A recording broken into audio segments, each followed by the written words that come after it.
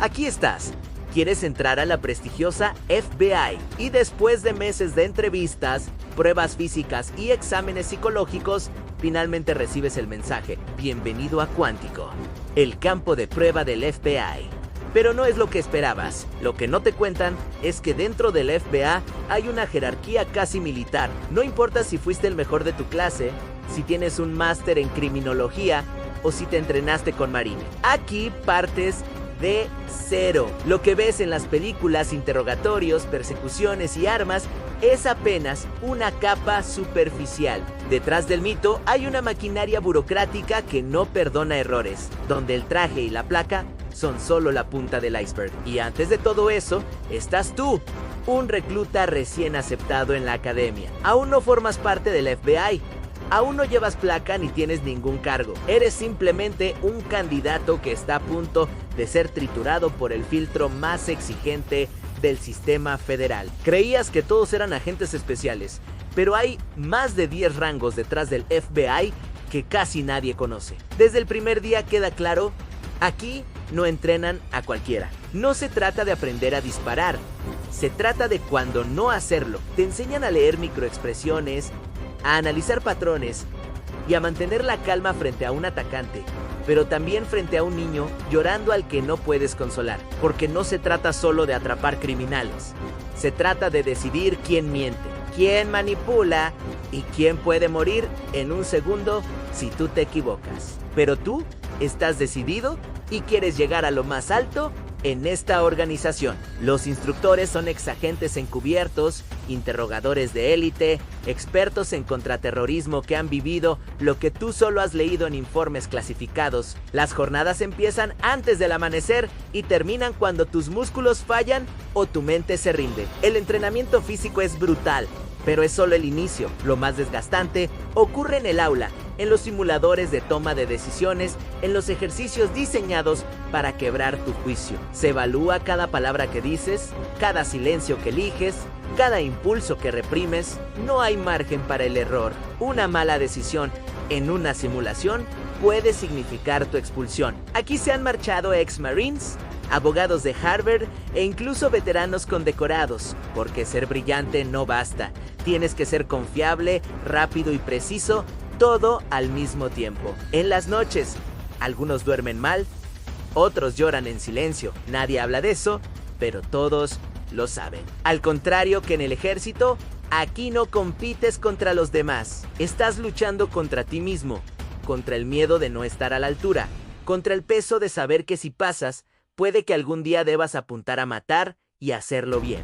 El FBI no te quiere por lo que sabes, sino por cómo decides cuando nadie más puede hacerlo. Por eso, mientras entrenas, ya estás siendo observado. Tus instructores reportan cada error, cada mejora, cada momento de duda. Y cuando por fin terminas, cuando crees que el infierno ha acabado, te llaman a una sala sin ventanas. Allí, en un sobre opaco, te entregan tu identificación y tu arma. Y por primera vez, tu placa. Ahora eres un agente especial del FBI, pero no te engañes.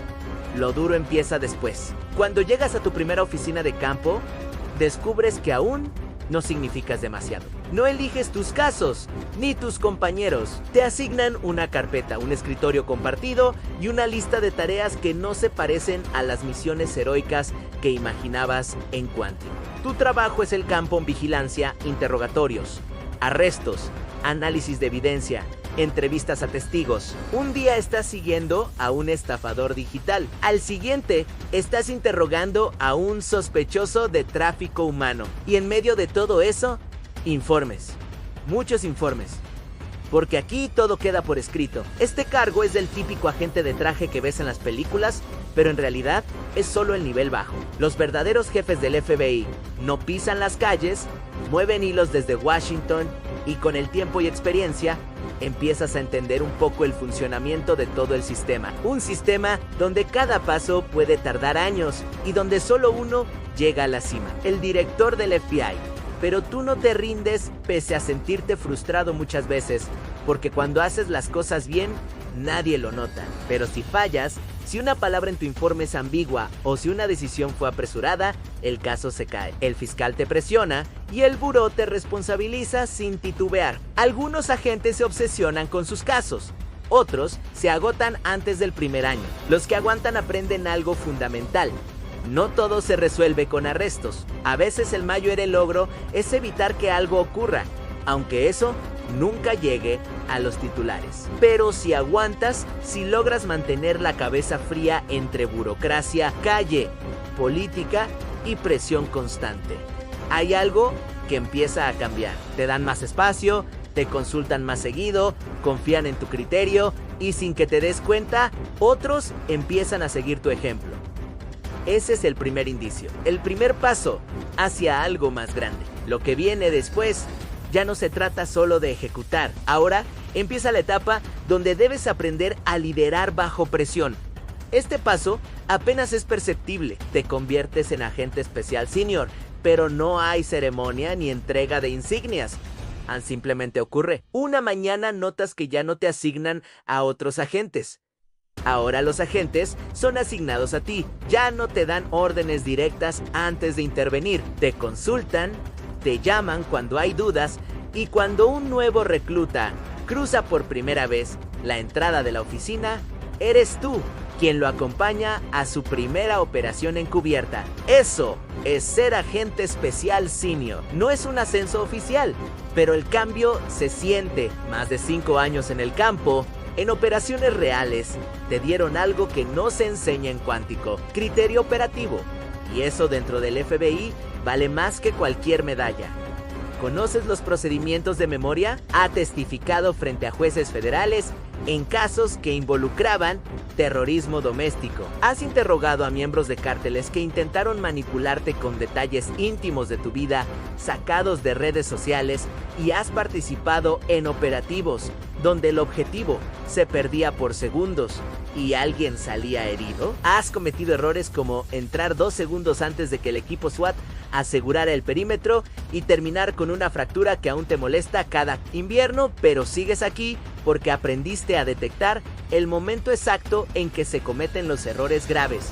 Y eso ahora es tu principal responsabilidad. Ya no solo resuelves casos, ahora previenes que los nuevos cometan los mismos fallos que casi te costaron el tuyo. Nadie te lo dice abiertamente, pero todos lo saben. Eres quien está entre el manual y la calle, entre las simulaciones de entrenamiento y las decisiones que ocurren con armas reales en juego, y aunque sigues saliendo al campo, cada vez más lideras pequeños equipos, planeas tácticas, defines prioridades y eliges quién entra primero. Pero aquí es donde muchos se estancan, porque desde este punto hacia arriba ya no basta con ser el mejor agente. Ahora se necesita algo más. Capacidad de mando, capacidad de contener el pánico ajeno cuando todo se sale de control y disposición a cargar con los errores de otros como si fueran tuyos, incluso cuando eso implique arriesgar tu propia vida. Y esa transición, no todos están dispuestos a hacerla, porque una cosa es ejecutar una misión y otra muy distinta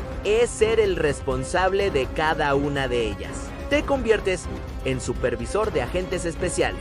A estas alturas ya no sales corriendo detrás de sospechosos. La adrenalina del campo cede paso a otra clase de presión, la de dirigir y organizar misiones. Como supervisor de agentes especiales, diriges una unidad real: crimen organizado, antiterrorismo, delitos financieros, ciberseguridad. Cada grupo tiene su propio código interno y tú eres quien lo hace funcionar. Tu mesa está en un despacho con puerta aislado. Desde ahí decides qué casos merecen recursos, quién se infiltra, quién sale a las calles y a quién debes frenar antes de que meta al FBI en un escándalo nacional. En 2001, antes de los atentados del 1 de septiembre, una unidad del FBI en Phoenix advirtió que varios extranjeros estaban tomando clases de aviación sin interés por aprender a aterrizar. El informe fue enviado y quedó enterrado en la cadena de mando. El supervisor de aquella división aún carga con esa omisión. Aquí,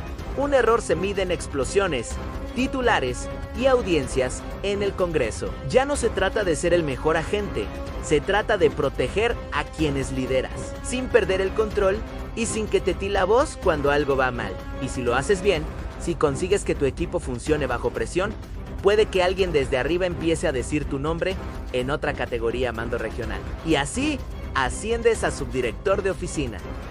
Muy pocos llegan aquí. Hasta ahora habías creído que el FBI se trataba de atrapar a los malos. Pero ahora empiezas a ver que también se trata de evitar que ciertas verdades salgan a la luz. Ahora eres el segundo al mando de toda una oficina de campo. Y si esa oficina es grande como Nueva York, Los Ángeles o Chicago, tu firma puede mover decenas de operativos, liberar recursos o congelar investigaciones enteras. Un informante clave aparece muerto 2 días antes de testificar. Un agente dispara durante un arresto que no tenía autorización. Un periodista obtiene acceso a una filtración sensible.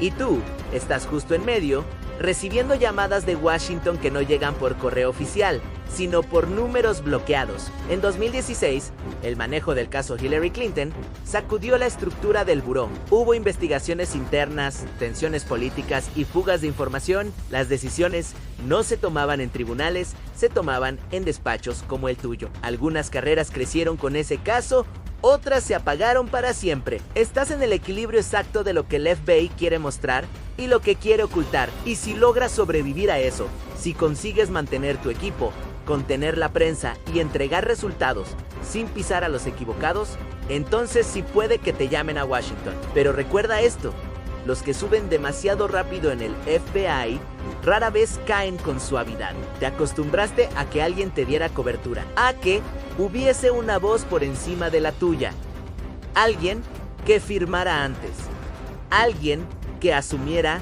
lo que tú ejecutabas. Pero como comandante regional, esa figura desaparece. Ahora esa voz eres tú.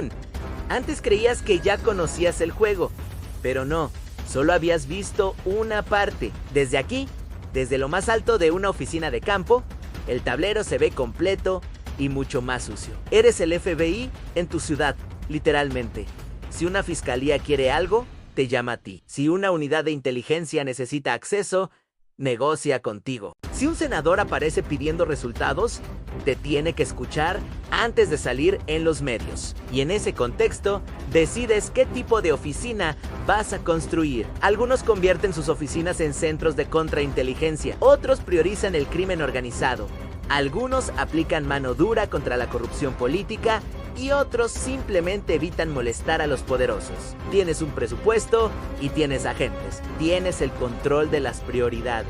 Puedes silenciar investigaciones internas o abrir nuevas líneas contra una amenaza que Washington no está mirando. El margen de acción es real.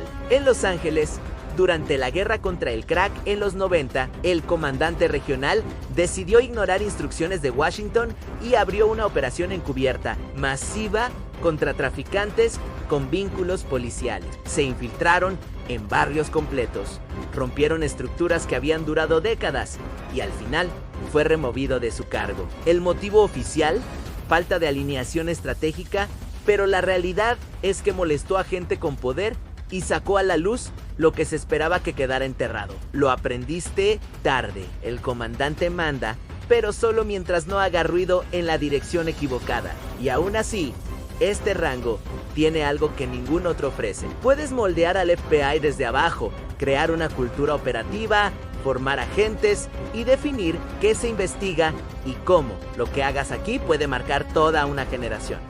Pero si quieres seguir subiendo, necesitas dejar tu marca sin dejar rastro, porque lo que viene ahora ya no se mide en casos cerrados ni en criminales arrestados. Ahora vas a coordinar oficinas, diseñar planes nacionales y empezar a hablar el idioma de los directores. Te llaman a Washington.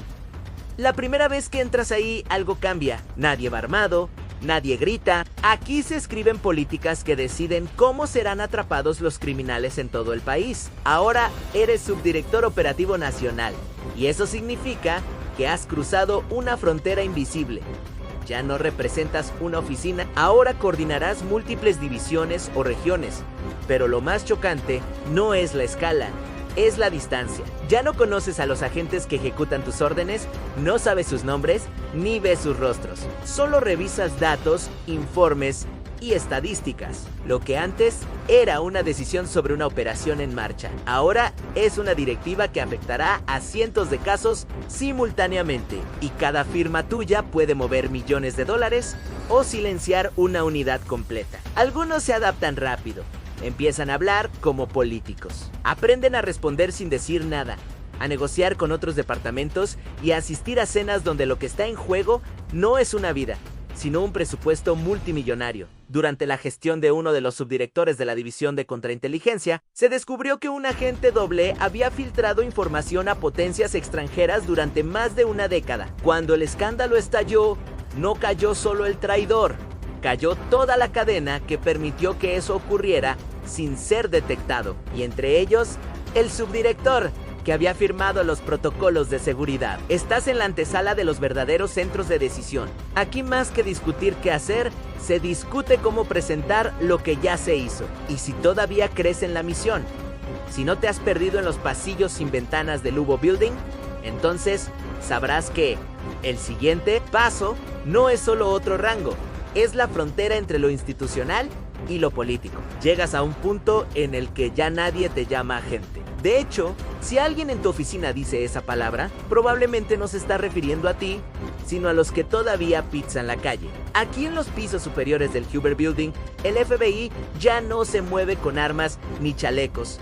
Se mueve con informes clasificados, contactos interdepartamentales y acceso a información que ni siquiera los senadores conocen. Lo que no sabías es que cuando alcanzas estos rangos, director, asistente, ejecutivo, subdirector adjunto, te incorporas a una lista interna de interlocutores institucionales, es decir, personas autorizadas para hablar directamente con la Casa Blanca. En la práctica, esto significa que tus reuniones ya no son con fiscales ni jefes de policía, son con el Consejo de Seguridad Nacional, la K, el Pentágono, y en ocasiones con asesores del presidente. Y hay cosas que no se ponen en papel. Durante la investigación del atentado de Oklahoma City, uno de los altos ejecutivos del FBI recibió una orden informal: no revelar detalles del tipo de explosivo usado, porque eso pondría en evidencia a una empresa contratista con vínculos federales. Esa decisión no está en ningún informe oficial, pero marcó el tono de todo lo que vino después. En estos rangos se manejan listas negras de amenazas emergentes, se asignan fondos secretos, se negocia la vigilancia masiva y se decide qué tipo de terrorismo es prioritario y cuál no. Hay una sala de acceso restringido donde se almacenan informes que no salen a la luz pública ni siquiera bajo orden judicial. Muchos empleados del FBI no saben que existe y está blindada contra cualquier tipo de filtración electromagnética. Solo se puede entrar con autorización doble y acompañamiento interno. Ahí se evalúan cosas que no se discuten en el Congreso, algunas ni siquiera con el Departamento de Justicia. Y en medio de todo esto, cada frase tuya es analizada. Cada correo puede ser desclasificado y cada paso puede ser investigado por el mismo gobierno al que sirves. Pero al mismo tiempo, si sabes jugar bien tus cartas, puedes mover el rumbo del país sin que nadie fuera del edificio se entere. En este nivel se gestiona el equilibrio de poder y el único que puede frenar tu ascenso es el director del FBI. Pero si él cae, si el Congreso presiona, si la administración cambia, serás tú quien tenga que tomar el control, aunque sea por un día. Y a veces, ese día es suficiente para cambiarlo todo. El director del FBI es el único cargo que no se gana por méritos, ni por tiempo, ni por escalafón. Se gana por algo mucho más incierto: ser políticamente útil sin parecerlo. Lo nombra directamente el presidente de Estados Unidos y lo confirma el Senado. Su mandato oficial es de 10 años, pero casi nunca se cumple. ¿Por qué? Porque el director es demasiado poderoso y al mismo tiempo demasiado incómodo. Es el jefe de más de 35,000 empleados. Controla el acceso a investigaciones que pueden destruir carreras políticas y tiene en sus manos informes sobre terrorismo, ciberataques, corrupción y operaciones internacionales. Tiene una oficina que recibe resúmenes diarios de inteligencia, incluso antes que muchos miembros del gabinete presidencial. Pero no se equivoquen, este cargo más que autoridad es aislamiento. Edgar Hoover, el primer y más temido director del FBI, se mantuvo en el cargo durante 48 años. sobrevivió a 8 presidentes, 5 guerras y construyó una red de archivos secretos sobre políticos, artistas, jueces y empresarios. Nunca fue removido porque todos sabían que si caía se los llevaba con él. En 2004, el director interino del FBI, James Comey, recibió una llamada urgente. El presidente Bush estaba a punto de firmar la renovación de un programa secreto de vigilancia masiva, pero había objeciones legales serias. Comey corrió al hospital donde el fiscal general John Ashcroft estaba sedado tras una cirugía. Allí encontró al jefe de gabinete de la Casa Blanca intentando que Ashcroft firmara el documento ilegal. Comey y se interpuso. En una habitación de hospital, a media luz, se detuvo una orden presidencial. Días después, Bush cedió y el programa fue modificado. Desde ese momento quedó claro, no importa cuán alto sea el poder ejecutivo, si el director del FBI se planta, puede parar al mismísimo presidente y eso define este cargo. Es el cargo más alto, porque cualquier palabra suya puede reconfigurar el mapa político del país. El director del FBI es una figura pública que no puede hablar libremente, un servidor federal que responde ante la Casa Blanca, el Congreso, el pueblo y su propia historia. Porque si comete un error, no lo juzga una oficina, lo juzga toda la nación. No olvidéis apoyar este tipo de contenido suscribiéndose y viendo este otro video muy curioso que os encantará.